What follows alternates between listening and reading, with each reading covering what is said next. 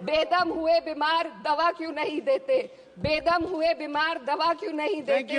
तुम अच्छे मसीहा हो, शिफा क्यों नहीं देते? मिट जाएगी मखलूक तो इंसाफ करोगे, मुनसिफ हो तो हश्र उठा क्यों नहीं देते? महोदय, आज मैं यूनियन बजट 25-26 पर अपनी बात रखने के लिए खड़ी हूँ।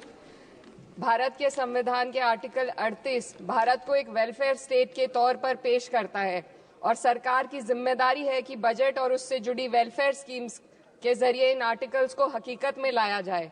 इसलिए यूनियन बजट सिर्फ एक आंकड़ों की किताब नहीं, बल्कि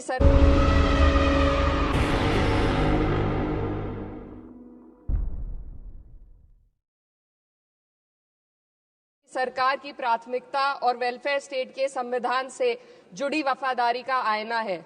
सरकार की जिम्मेदारी है कि इकोनॉमिक पॉलिसीज, जिनमें बजट भी शामिल है, ऐसी बनाए जाए जो गैर बराबरी को कम कर सके और सबसे ज्यादा गरीब वर्ग को सहारा दे। बजट वो लाइफलाइन है जिससे शिक्षा, स्वास्थ्य, पेयजल, सोशल सिक्योरिटी, SC/ST माइनॉरिटी, गरीबों की भलाई के लिए स्कीमें चलाई जाती है। मगर ये बजट को देखकर महसूस होता है कि ये भविष्य के निर्माण से ज्यादा हेडलाइन बटोरने का एक दस्तावेज है। इससे सबसे ज्यादा प्रभावित होने वाली वही लोग पीछे छूट रहे हैं जिन्हें सरकार के सहारे की सबसे ज्यादा जरूरत थी। वो किसान जो बढ़ती लागत से परेशान हैं, वो नौजवान जो बेरोजगारी का सामना कर रहे हैं और वो औरतें जो निजामती रुकावटों से जूझ रही हैं और वो गरीब जो महंगाई के बोझ के तले दबे हुए हैं। This government is proudly marketing the income tax exemption of 12 lakhs. But the question is, how many Indians even earn that much to benefit from it? Only 2.2% of Indian population pays direct taxes, whereas no relief has been given in regards to indirect taxes, the burden of which falls on everyone, especially the poor and weaker section of the society. This clearly shows that this is not an inclusive budget. GST की ऊंची दरों ने आम आदमी की कमर तोड़ दी है। जरूरत इस बात की है कि खाद्य सामग्री, दवा, स्कूल की किताबें और जरूरत की चीजों पर टैक्स कम किया जाए। पेट्रोल, डीजल पर टैक्स कम करने की कोई कोशिश नहीं हुई, जिसका सीधा असर हर नागरिक पर पड़ता है। आर्टिकल 41 कहता है कि सरकार को ये कोशिश करनी चाहिए कि वो अपनी इकोनॉमिक हालात और रिसोर्सेज के हिसाब से लोगों को रोजगार दे। इस बजट ने बेरोजगारी दूर करने की दिशा में कोई ठोस उपाय नहीं दिया है। नई नौकरियों की बात तो छोड़िए, जो पहले से थी वो भी खत्म होती जा रही हैं। स्किल डेवलपमेंट प्रोग्राम के नाम पर करोड़ों खर्च किए जा रहे हैं, मगर सवाल ये है कि ट्रेनिंग लेने के बाद कितने नौजवानों को असल में नौकरी मिल रही है। सरकार के पास इसका भी कोई आंकड़ा नहीं है। सरकारी विभागों में लाखों पद खाली हैं, मगर भर्ती का कोई प्लान नहीं है। आर्टिकल 45, जिसके द्वारा सरकार की जिम्मेदारी है कि हर बच्चे को 6 साल की उम्र तक फ्री और जरूरी तालीम मिले ताकि उनका बुनियादी तालीमी डेवलपमेंट सही से हो सके, जिसको संसद ने शिक्षा का अधिकार अधिनियम बनाकर और भी मजबूती दी थी, परंतु इसकी जमीनी हालत क्या है वो किसी से छुपी नहीं है। नगरीय क्षेत्रों में सरकारी स्कूलों में शिक्षक न होने की वजह से स्कूल बंद हो रहे हैं तथा दूरस्थ ग्रामीण क्षेत्र के स्कूलों में टीचर ही नहीं पहुंच पा रहे हैं। सरकार कह रही है कि डिजिटल इंडिया और AI से तालीम का इंतजाम होगा, मगर जरा जमीन पर देखिए, उत्तर प्रदेश में सिर्फ 22% सरकारी स्कूलों में कंप्यूटर है। मेरे संसदीय क्षेत्र कैराना में कई सरकारी स्कूल शिक्षक न होने की वजह से बंद हैं और मदरसा एजुकेशन के बजट में 57% की कटौती कर दी गई है। क्या यही सबका साथ सबका विकास है? इसी तर्ज पर अस्पताल हैं जहां पर डॉक्टर नहीं है। आर्टिकल 47 अच्छी सेहत और जिंदगी के स्टैंडर्ड को बेहतर बनाने की आवश्यकता पर जोर देता है। राज्य की जिम्मेदारी है कि लोगों की सेहत और उनके वेलबींग को बेहतर करने के लिए जरूरी कदम उठाए, लेकिन हकीकत यह है कि इस बजट का सिर्फ 2% ही आम जनता तक पहुंच पाता है।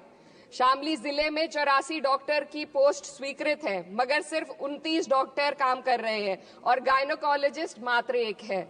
दवाइयों की कीमतें बढ़ती जा रही हैं, मगर गरीबों के लिए कोई राहत नहीं है। सरकार ने महिलाओं के लिए बजट बढ़ाने का दावा किया, मगर 81% इसका बजट सिर्फ पोषण योजनाओं में डाला गया है।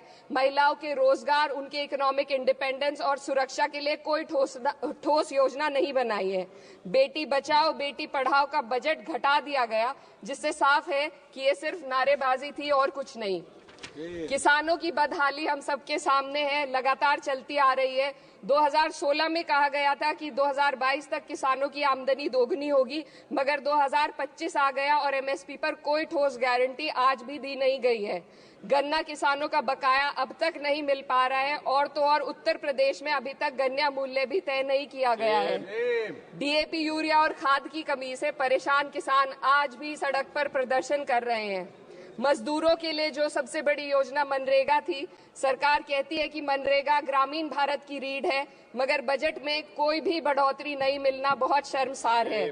औसतन 44 दिन का ही रोजगार मिल रहा है, जबकि स्कीम 100 दिन की गारंटी की होती है।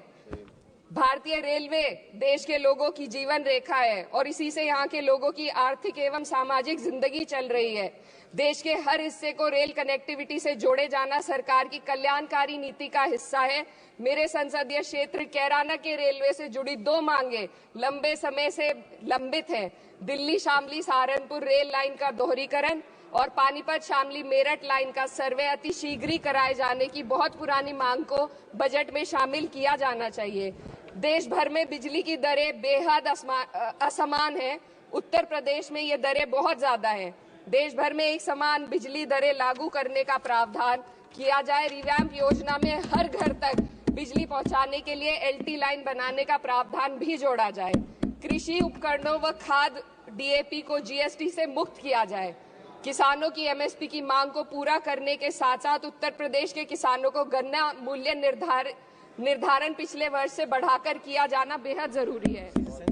जनपद शामली व मुजफ्फरनगर को एनसीआर में तो शामिल किया गया है, परंतु वहां पर कोई विकास नहीं हुआ तथा उसको कोई भी लाभ नहीं मिला है। वहां के लोग सिर्फ प्रदूषण के बाध्यकारी नियमों से परेशान हैं, इसलिए दोनों जनपदों को एनसीआर की सीमा से बाहर किया जाना चाहिए।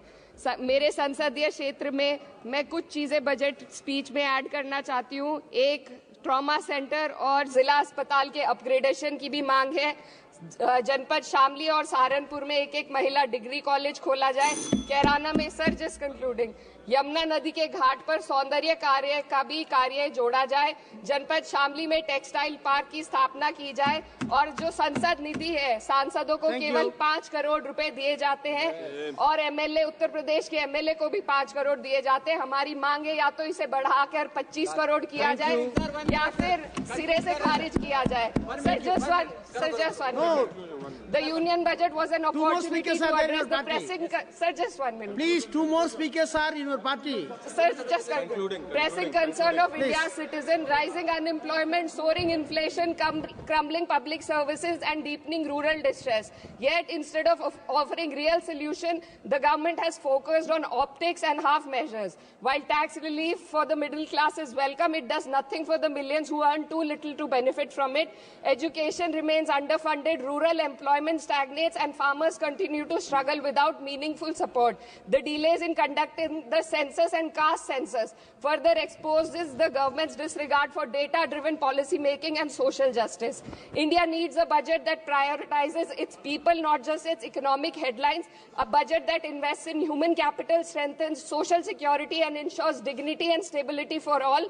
But what we have instead is another missed opportunity, one that fails the poor, the youth, the farmers, and the women of this country. Budget प्रस्ताव पर अपने विरोध को मैं 2 पंक्तियों में आपके सामने रखना चाहूंगी। बेदम हुए बीमार दवा क्यों नहीं देते? बेदम हुए बीमार दवा क्यों नहीं देते?